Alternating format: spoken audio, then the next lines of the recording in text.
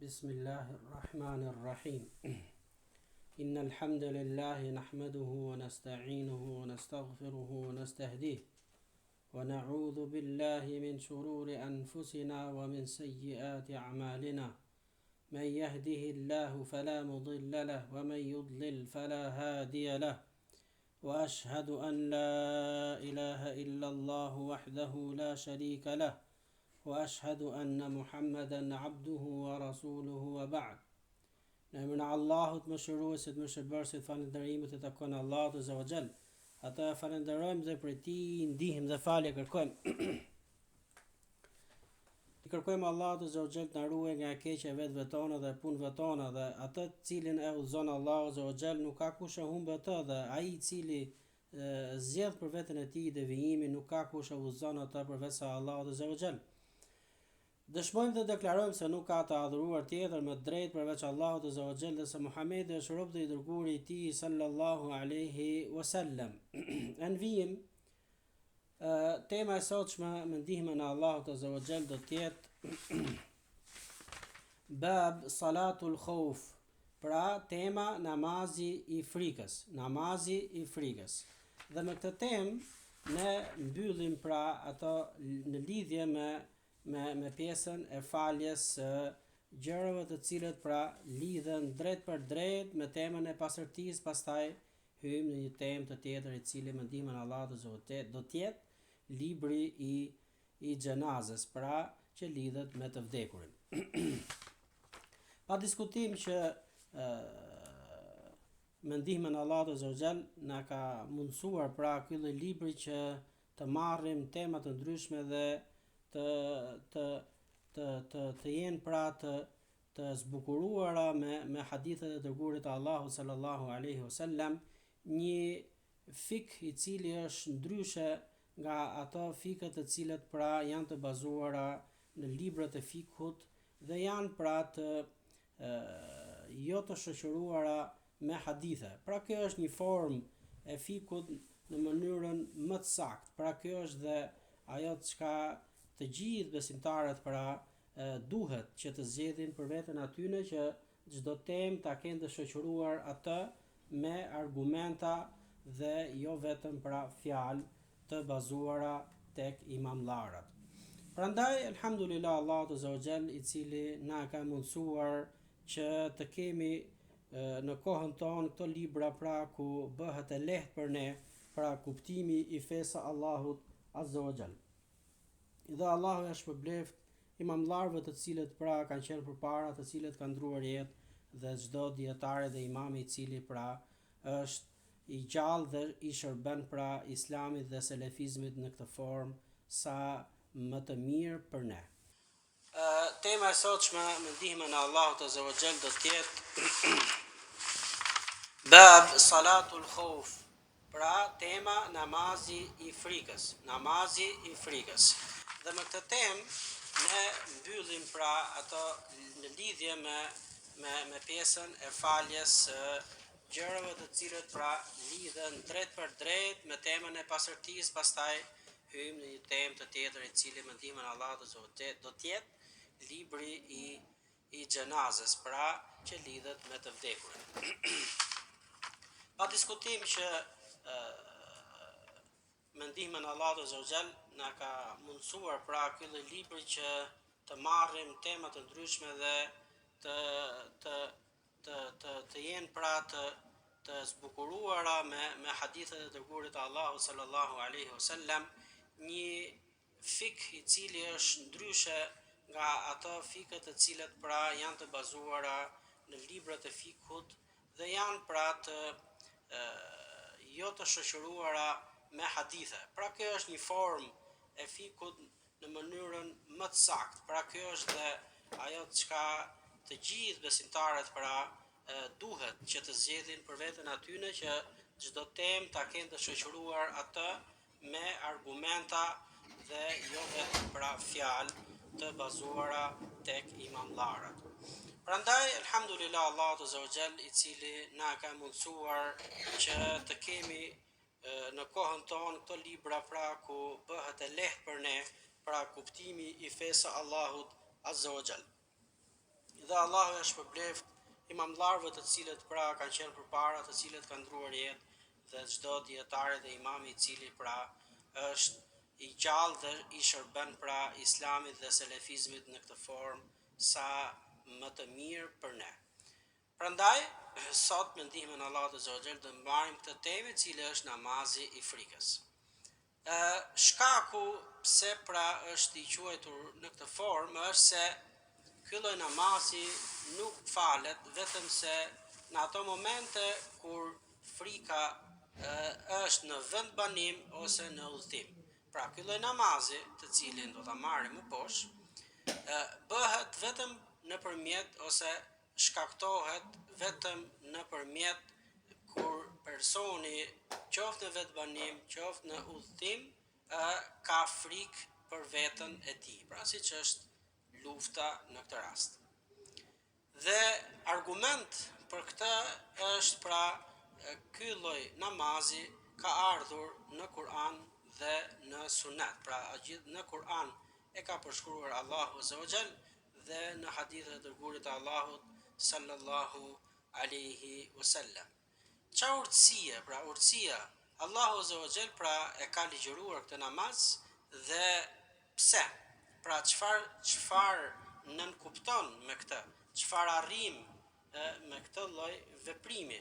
Dhe urtësia e këtij namazi pra është ajo mëshira për muslimanët dhe besimtarët që të falen në këtë kohë vështirësie dhe në këtë kohë frike me këtë lloj lehtësimi, Pra dhe ai lehtësim pra do të vi kur ta lexojmë atë në hadithe të dërguarit të Allahut sallallahu alaihi wasallam. Gjithashtu është treguesi i qartë që namazi nuk bie në asnjë kohë.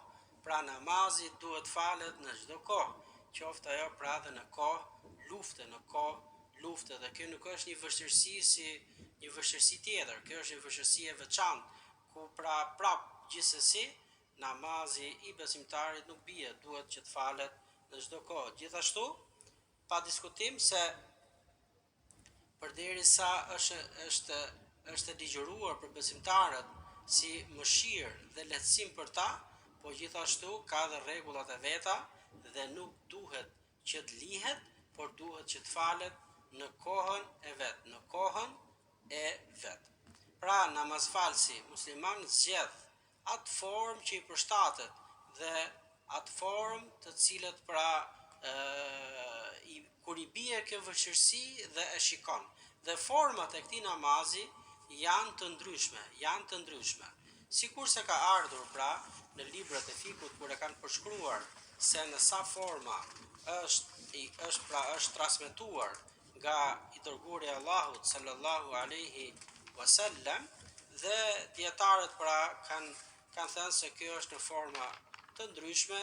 Disa nga ulemat kanë thënë se është në 6 forma, disa të tjerë kanë thënë se është në 7 forma, dhe disa të tjerë pra kanë thënë në 24 forma. Por ajo çka është më saktë, dhe kjo na intereson neve dhe juve, që të mësoni atë formën të cilën pra është më saktë, është ajo pra që ka thënë Sheikhul Islam Ibn Taymija, ka thënë Imam Ibn Qayyim al-Jauziyja, ku do ta sjellim inshallahu taala transmetimin e saktë nga i dërguari i Allahut sallallahu alaihi wasallam. Dhe për këtë temë Sheikh Imam Abdul Ghani al-Maqdisi, Allahu mëshiroft, autori i këtij libri, ka thënë hadithi me numër 149. An Abdullah ibn Umar ibn al-Khattab radiyallahu anhuma qala صلى بنا رسول الله صلى الله عليه وسلم صلاة الخوف في بعض أيامه التي لقي فيها العدو، فقامت طائفة معه وطائفة بإزاء العدو، فصلى بالذين معه ركعة ثم ذهبوا، وجاء الآخرون فصلوا بهم ركعة، وقضت الطائفتان ركعة. Rawahu al-Bukhari wa Muslim. Pra transmetohet nga Abdullah ibn Umar, pra Abdullah i biri Umerit, i biri Khattabit, Allahu qoftë i kënaqur nga të dy, se ka thënë: u falëm me dërgurin e Allahut sallallahu alaihi wasallam. Pra, qelloi që na ndodhëm në një luftë dhe hyri koha e namazit. Pra koha e namazit. Dhe në këtë rast, koha e këtij vakti quhet kohë e frikës. Fi ba'di ayamihi, pra në një ditë prej ditëve. Dhe ishim përballë armikut. Fa qamat, dhe u ngritëm që të falshim dhe mori tekbirin fillestar i dërguari Allahut sallallahu alaihi wasallam dhe u rreshtuam pas tij në 2 safa. Pra, në 2 safa. Dhe ishim përballë armikut dhe u fali dërguari Allahut sallallahu alaihi wasallam me lexim dhe e kryu një rekat dhe pastaj xhamati që ishte pas qëndruan në këmbë. Pra ata morën pjesë vetëm në leximin e Kur'anit, kurse në vajtjen në ruku dhe në vajtjen në sejdë, ata qëndruan në këmbë, kurse safi i parë bashkë me dërgumin e Allahut sallallahu alaihi wasallam e falën një rekat dhe kur u ngritën në rekatin e dytë, atëherë xhamati që ishte në rekatin e pasëm, pra në safin e pasëm, më falni, ata shkuan në ruku, të i gjithë pra safi, pastaj u ngritën, shkuan në sejdë, bën 2 sejdë dhe u ngritën për në rekatin e dytë, kurse kur ata qëndruan në këmbë, ata të cilët ishin në safin e parë bashkë me dërgumin e Allahut sallallahu alaihi wasallam ikën në ruku dhe pastaj në sejdë, kurse safi i dytë qëndroi në ruajtje të armikut se mos ata bëjshin pra lëvizje duke u afruar tek muslimanët për t'i vrarë ata. Pra, ata ikën dhe u larguan, kurse safi i parë e kryu namazin me dërgumin e Allahut sallallahu alaihi wasallam. Që do thot se safi i dytë e kreu rekatin e dytë, mbasi i dërguari Allahut sallallahu alaihi wasallam e kreu në rekatin e dytë me safin e parë dhe dhan selam. Këta që ishin në safin e dytë, në çastin që ata u ngritën, ata vajtën në ruku dhe në sejdë, pastaj qëndruan në tashahhud dhe në salavate, në dua dhe dhan selam vetëm. Pra kjo ishte forma e parë, të cilën e transmeton atë Abdullah ibn Umar. Pra, kuptimi i përgjithshëm i hadithit, sikurse e përcjell atë Sheikh Abdullah al-Bassam, Allahu e mëshiroft, është se pejgamberi sallallahu alaihi wasallam e fali këtë namaz i cili quhet namazi i frikës me shokët e tij në një prej luftave kundrejt njerëzve të cilët ishin mushrik, pra të pahyrë në fenë e Allahut azza wa jall. Dhe kur ata u ndeshën me njëri tjetrin dhe ishin përballë njëri tjetrit, pejgamberit e hyri koha namazit dhe pejgamberi sallallahu alaihi wasallam i ndau ata në 2 rreshta, në 2 safa. Dhe e mori tekbirin fillestar për në namaz dhe ishin të gjithë pra të pajisur me armën me vete dhe ishin gati në gatishmëri, sikurse ishin dhe po ashtu të futur në namaz, të lidhur në namaz për të falur me pejgamberin sallallahu alaihi wasallam.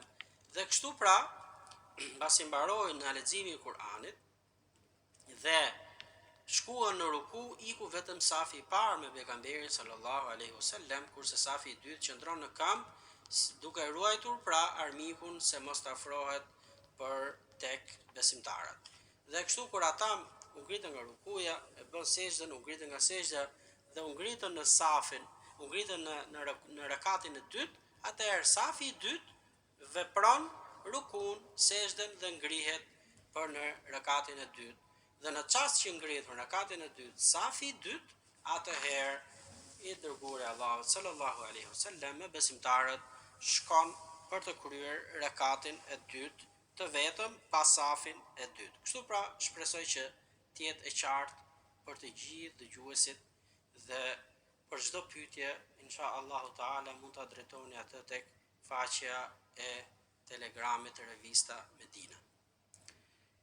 Disa dobi që ka përcjellur Sheikh Abdullah Al-Bassam, Allahu e mëshiroft, për këtë hadith thotë se legjërimi i këtij namazi në kohë frike, në luftë, qofshin në vend banim apo në udhtim, është lehtësim për umetin, ndihmë për ta në luftimin e armikut, po ashtu gjithashtu është si falje për namazin në kohën e vet dhe me xhamat. Pra, dobia që përfitohet është se dhe pse në këtë lloj kushti dhe në këtë lloj vështirësie, prap namazi nuk bie edhe bashkarisht falet me besimtarët dhe nuk falet veç e veç, por të ndarë në dy grupe që të ruajnë njëri tjetrin.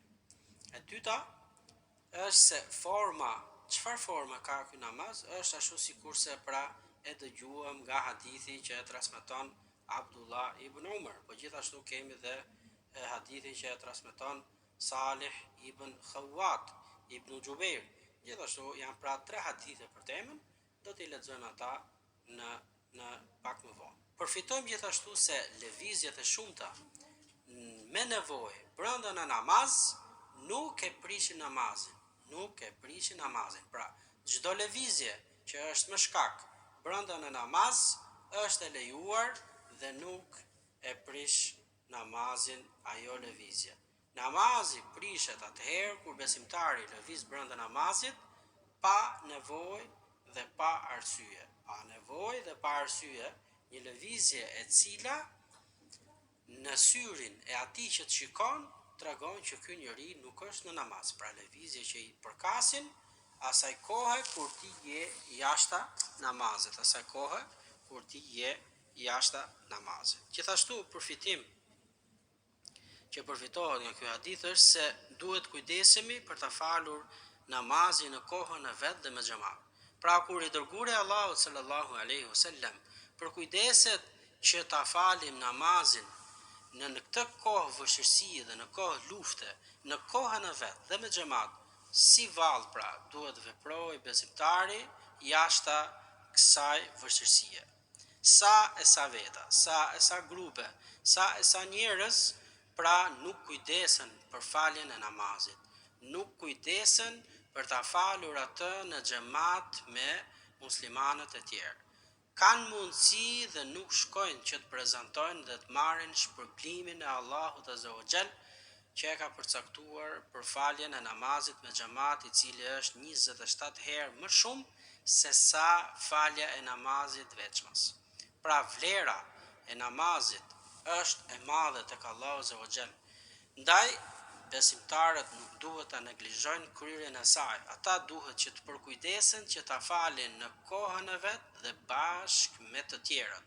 Sikurse e ka vepruar i dërguari Allahut sallallahu alaihi wasallam në këtë kohë ku vërtet pra ishte kohë e vështirë, siç është pra lufta midis dy grupeve.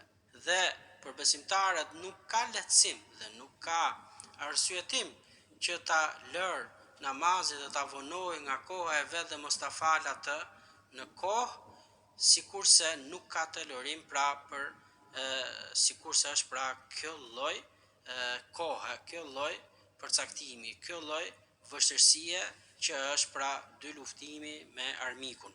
Pra si vallë pra duhet veproj besimtari dhe besimtarja kur është pra në kohë pra pa vështirësi, kohë kur s'ka as luftë, kohë kur s'ka as lloj pengese, si pra ta lej dhe mos ta fal namazin në kohën e vet dhe si ta lej dhe mos ta fal atë bashkë me të tjerët që të marrë shpërblimin të cilin pra e ka lajmëruar i dërguari i Allahut sallallahu alaihi wasallam, i cili është 27 herë më shumë se sa ai namaz i cili falet vetëm.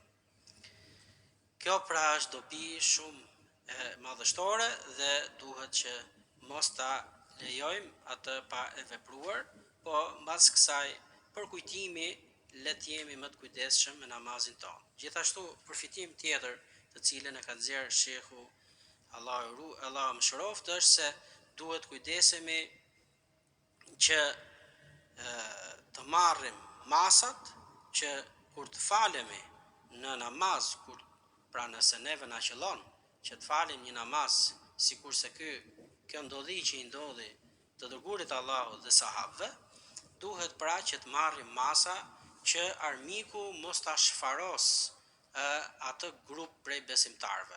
Pra sikurse mori masa e dërgurit Allahut sallallahu alaihi wasallam, ku një grup qëndroi në këmbë për të ruajtur grupin që ishte përpara para armikut, pra që quhet safi i parë, dhe i la ata që të kryen një rekat dhe pastaj të kryen rekatin i grupi i dytë, safi i dytë, i cili ishte në ruajtje të besimtarëve gjatë rekatit të parë. Pra, kështu duhet që të sillemi dhe të veprojmë. Kaq për këtë hadith.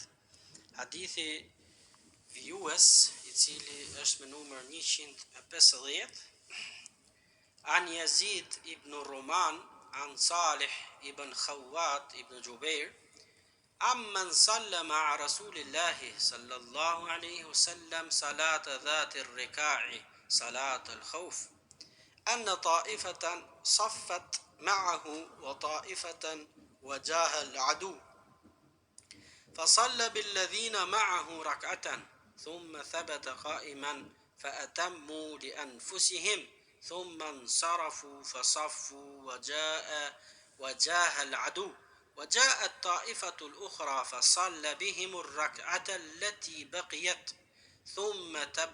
ثم ثبت جالسا وأتموا لأنفسهم ثم سلم بهم. رواه البخاري ومسلم. الرجل الذي صلى مع رسول الله صلى الله عليه وسلم هو سهل ibn Abi Hathmata. Pra, transmetohet nga Yazid ibn Ruman, nga Salih ibn Khawwat ibn Jubair, pra nga ky Yazid ibn Rumani, nga Salih i biri Khawwatit, i biri i Jubairit, që amman sallama Rasulillah, pra ishin një grup sahabësh të cilët u falën me pejgamberin sallallahu alaihi wasallam. Një namaz i cili ndodhi në luftën e Rika, i cili pra ndodhi ky lloj namazi i frikës, se një grup sahabësh, pra të gjithë që ishin prezent, u rreshtuan me pejgamberin sallallahu alaihi wasallam, dhe grupi i dytë ishte në saf të dytë mbas safit të parë. Dhe u falën rekatin e parë me pejgamberin sallallahu alaihi wasallam.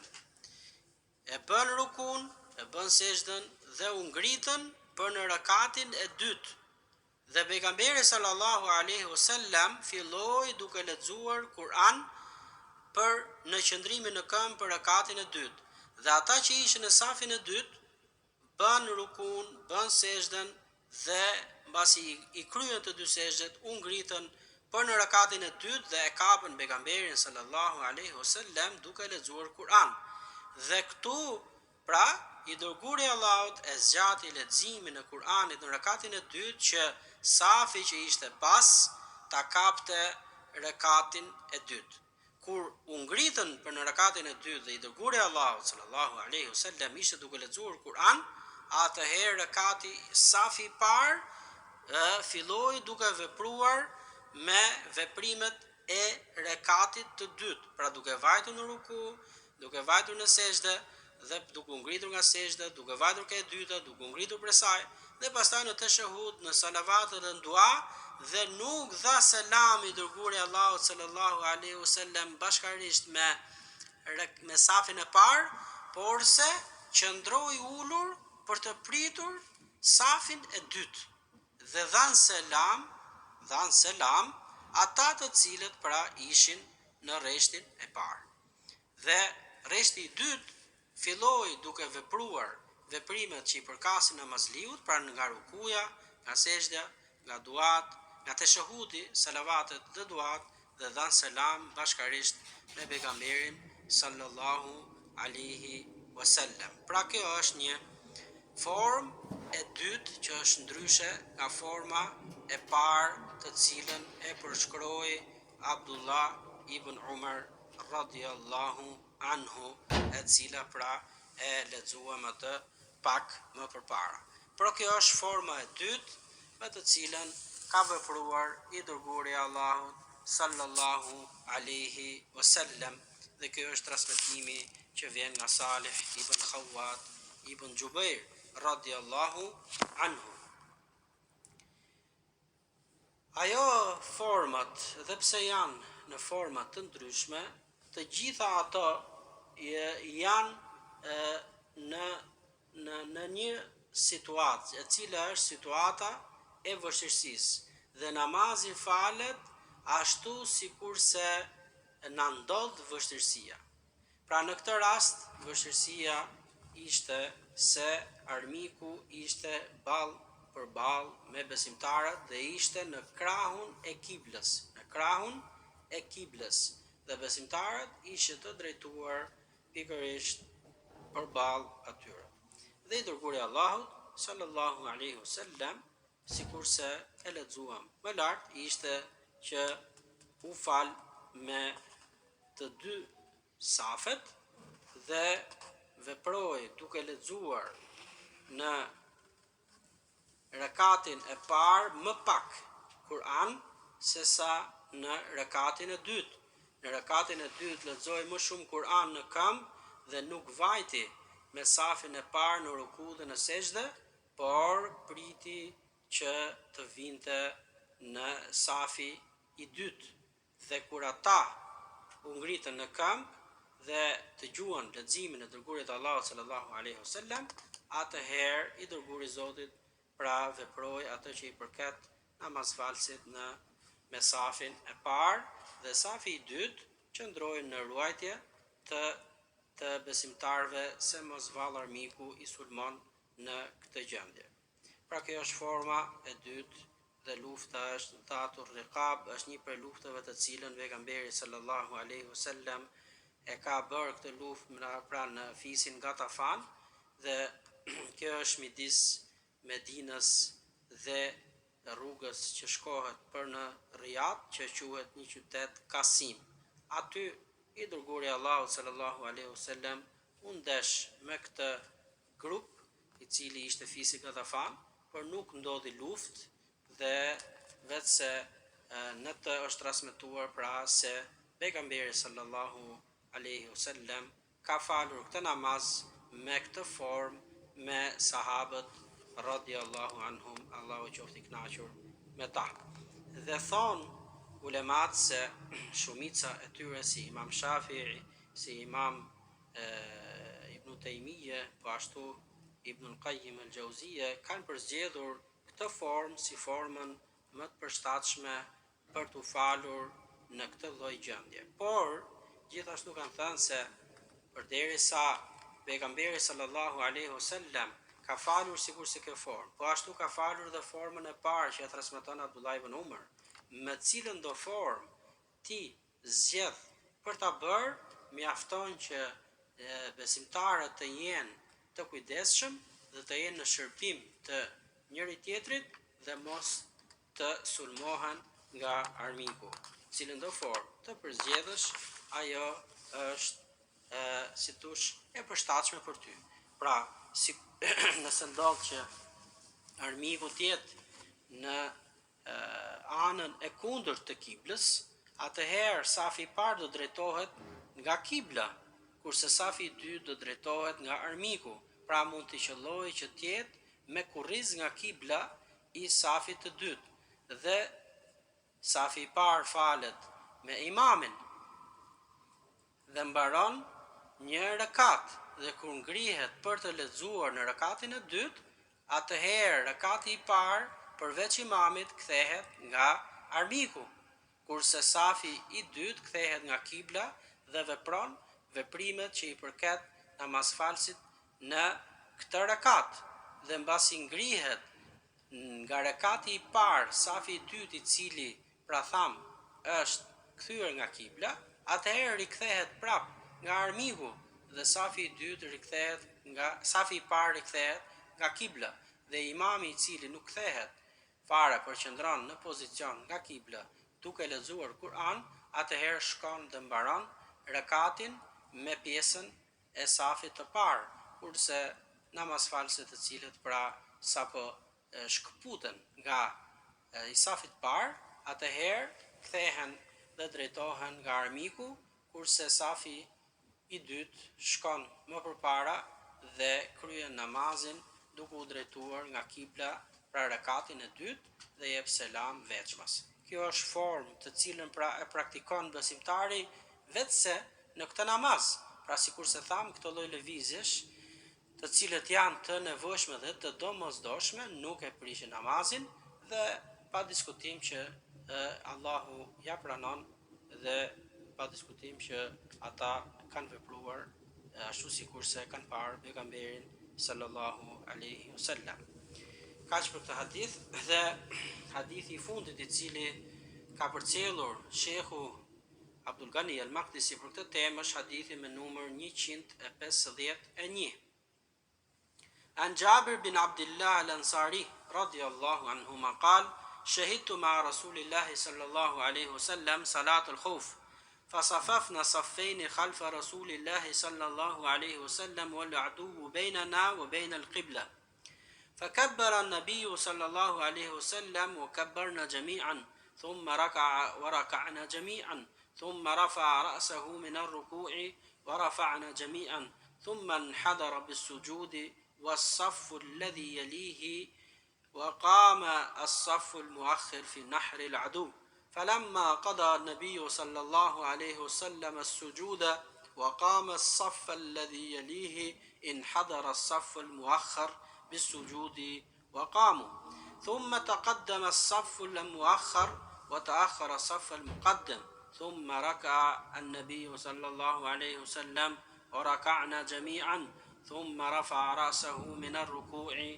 ورفعنا جميعا ثم انحدر بالسجود والصف الذي يليه الذي كان مؤخرا في الركعة الأولى وقام الصف المؤخر في نحور العدو فلما قضى النبي صلى الله عليه وسلم السجود والصف الذي يليه انحدر الصف المؤخر بالسجود فسجدوا ثم سلم النبي صلى الله عليه وسلم وسلمنا جميعا قال جابر كما يصنع حراسكم هؤلاء بأمرائهم ذكره مسلم بتمامه وذكر البخاري طرفا منه وأنه صلى صلاة الخوف مع النبي صلى الله عليه وسلم في غزوة سابعة غزوة ذات الرقاع رواه البخاري ومسلم. Pra, të dashur vëllezër, transmetohet nga Xhabir i biri i Abdillahit el-Ansari, Allahu qoftë i kënaqur nga të dy, se thot kam dëshmuar me pejgamberin sallallahu alaihi wasallam namazin e frikës dhe u rreshtuam në dy safe mbas pejgamberit sallallahu alaihi wasallam, pra safi i parë dhe safi i dytë. Dhe midis nesh ishte armiku drejt për drejt nga krahu i kiblës. Dhe mori tekbirin fillestar pejgamberi sallallahu alaihi wasallam dhe gjithashtu dhe ne të gjithë bashkërisht të dy safet morën tekbirin. Mbas leximit të Kur'anit vajtëm në ruku, pra pejgamberi me gjithë safin e parë dhe ne që ishim në safin e dytë shkuam në ruku. U ngritëm prej saj dhe qëndruam në kam.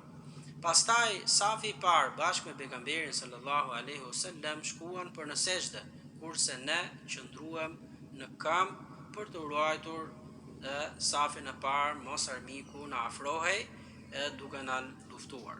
Mbasi mbaruan dy sejdët, atëherë dhe gati për të ngritur rekati i parë, vajtëm në sejdë dhe kryem dy sejdët dhe u ngritëm bashkarisht për në rekatin e dytë.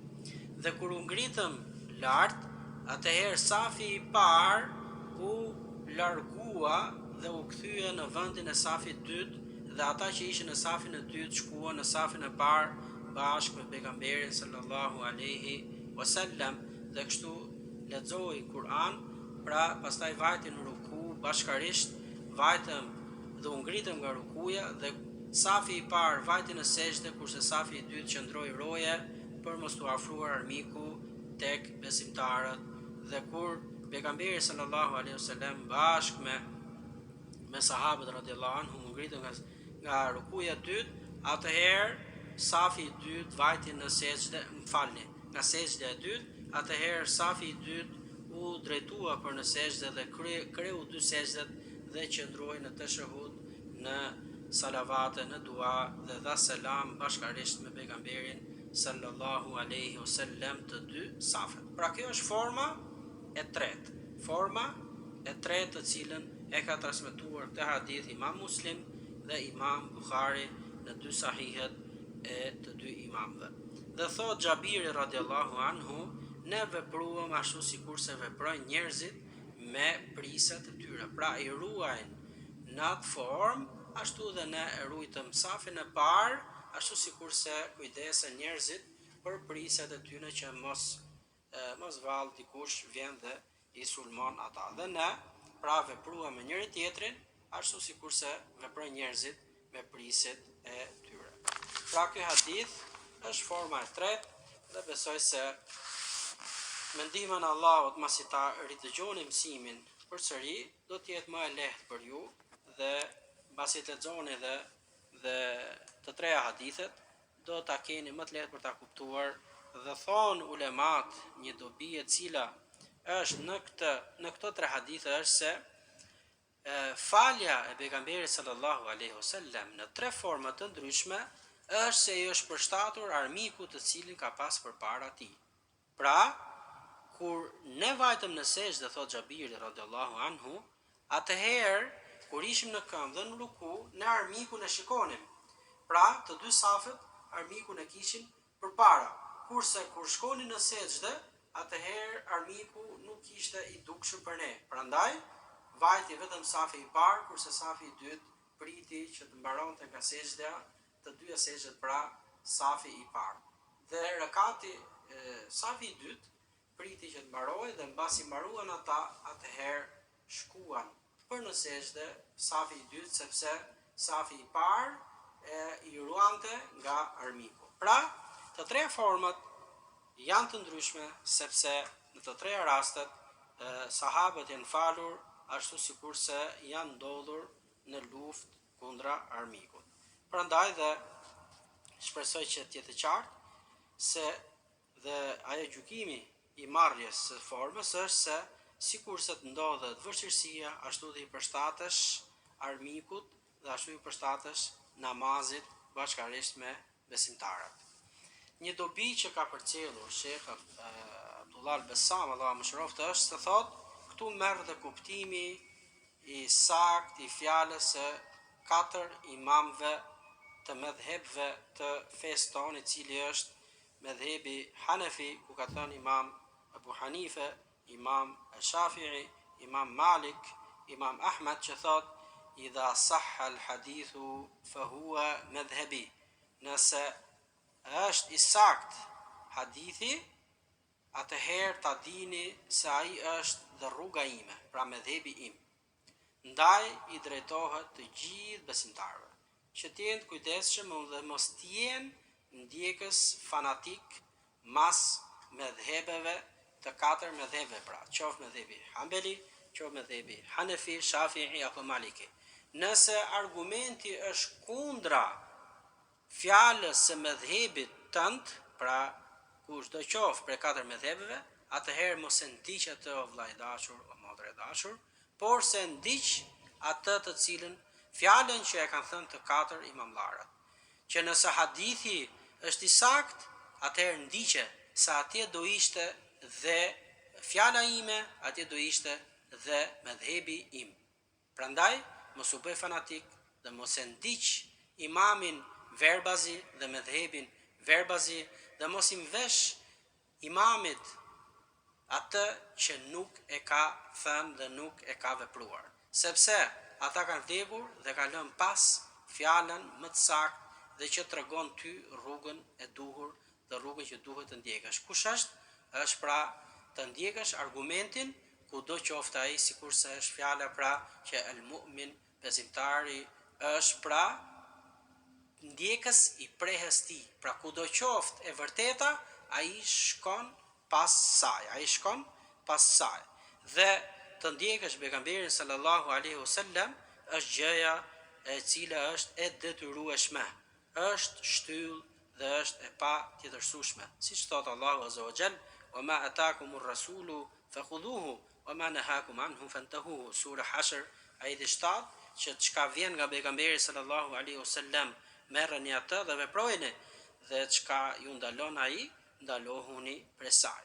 Prandaj thot shehu se kjo është fjala dhe është një dobi e cila është shumë e rëndësishme dhe i drejtohet çdo pasuesi që ndjek medhebin verbazi, që mos t'jam vesh medhebit atë që veprojnë ata, por se let marrë dhe të veprojnë fjalën të cilën e kanë lënë pas imamllarët e çdo medhebi, që kanë thënë nëse vjen një hadith i sakt, atëherë ndiqja atë, se po t'isha gjallë dhe po të më kisha ardhur hadithi i sakt, unë do ta merrja dhe do të veproja me të hadith dhe do të flisja me atë hadith. Pa diskutim që kjo dobi na përfshin dhe të gjithë ne vëllezërve dhe motra selefie që të jemi të kujdesshëm në praktikën e këtij menhexhi, të jemi të kujdesshëm që të ndjekim këtë fe me argumenta, mos të ecim në këtë rrugë duke ndjekur imamllar dhe duke ndjekur hoxhallar verbazi, por të jemi të kujdesshëm dhe të veprojmë ashtu sikurse e don Allahu Azza wa Jall, ashtu sikurse e don i dërguari i tij Muhamedi sallallahu alaihi wasallam, dhe të veprojmë ashtu sikurse e don dhe kënaqet pra Allahu dhe i dërguari i tij. Prandaj le të jemi të kujdesshëm dhe mos të ndjekim asnjë person i cili kushdo qoftë ai, por të ndjekim argumentin, të ndjekim atë çka ka ardhur nga Allahu, atë çka ka ardhur nga pejgamberi sallallahu alaihi wasallam, dhe mos jemi prej njerëzve që heshtim para të kotës.